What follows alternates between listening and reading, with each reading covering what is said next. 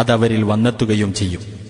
മനുഷ്യന് നാം നമ്മുടെ പക്കൽ നിന്നുള്ള വല്ല കാരുണ്യവും ആസ്വദിപ്പിക്കുകയും എന്നിട്ട് നാം അതവനിൽ നിന്ന് എടുത്തു നീക്കുകയും ചെയ്താൽ തീർച്ചയായും അവൻ നിരാശനും ഏറ്റവും നന്ദികെട്ടവനുമായിരിക്കും. അവന് ഒരു കഷ്ടത ബാധിച്ചതിനു ശേഷം നാം അവന് ഒരു അനുഗ്രഹം ആസ്വദിപ്പിച്ചുവെങ്കിലോ നിശ്ചയമായും അവൻ പറയും, തിന്മകൾ എന്നിൽ നിന്ന് ഒഴിഞ്ഞുപോയിരിക്കുന്നു എന്ന്. തീർച്ചയായും അവൻ ആഹ്ലാദഭരിതനും അഹങ്കാരിയുമാകുന്നു.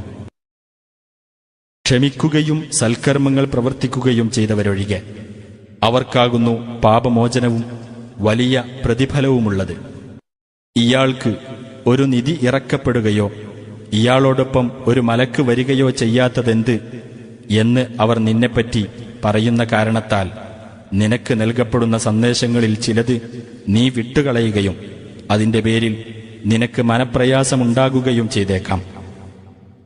എന്നാൽ നീ ഒരു താക്കീതുകാരൻ മാത്രമാകുന്നു. അല്ലാഹു എല്ലാ കാര്യത്തിന്റെയും സംരക്ഷണമേറ്റവനാകുന്നു.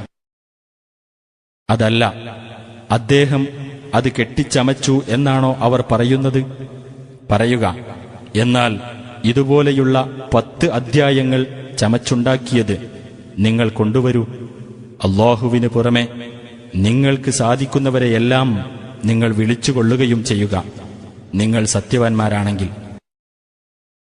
അവരാരും നിങ്ങളുടെ വിളിക്ക് ഉത്തരം നൽകിയില്ലെങ്കിൽ അല്ലാഹുവിന്റെ അറിവോടുകൂടി മാത്രമാണ് ഇത് അവതരിപ്പിക്കപ്പെട്ടിട്ടുള്ളതെന്നും അവനല്ലാതെ യാതൊരു ദൈവവുമില്ലെന്നും നിങ്ങൾ മനസ്സിലാക്കുക. ഇനിയെങ്കിലും നിങ്ങൾ കീഴ്പ്പെടാൻ സന്നദ്ധരാണോ?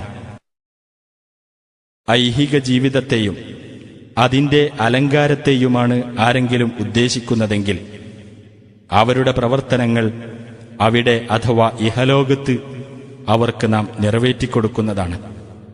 അവർക്കവിടെ യാതൊരു കുറവും വരുത്തപ്പെടുകയില്ല. പരലോകത്ത് നരകമല്ലാതെ മറ്റൊന്നും കിട്ടാനില്ലാത്തവരാകുന്നു അക്കൂട്ടർ. അവർ ഇവിടെ പ്രവർത്തിച്ചതെല്ലാം പൊളിഞ്ഞുപോയിരിക്കുന്നു. അവർ ചെയ്തുകൊണ്ടിരിക്കുന്നതെല്ലാം ഫലശൂന്യമത്രേ.